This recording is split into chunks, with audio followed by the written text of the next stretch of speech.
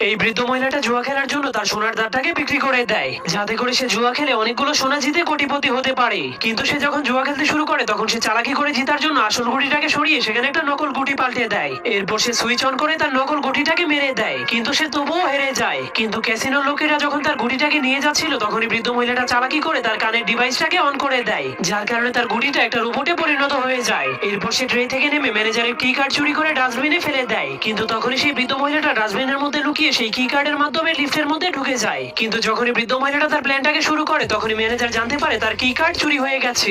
এজন্য সে জলদি করে চোরকে ধরার জন্য অ্যালার্ম বাজিয়ে দেয়, কিন্তু বৃদ্ধ মহিলাটা কোনো ভয় না পেয়ে তার পকেট থেকে লেজার পয়েন্টার বের করে লিফটের ছাদটাকে কেটে ফেলে। এরপর সে সেখান দিয়ে লুকিয়ে লুকিয়ে সোনা চুরি করার জন্য সোনার সিন্ধুকের কাছে পৌঁছে যায়, কিন্তু সে প্রথমে তার রোবটটাকে সিন্ধুক খোলার জন্য লেজারের ভিতর দিয়ে পাঠিয়ে দেয়। তখন তার রোবট সব লেজারগুলোকে অতিক্রম করে সিন্ধুকটাকে খুলে ফেলে। এরপর বৃদ্ধ মহিলাটাও তার গ্লাভস পরে লেজার ট্র্যাপের মধ্যে লাফ মেরে দেয়। তার গ্লাভসটা এতটাই মজবুত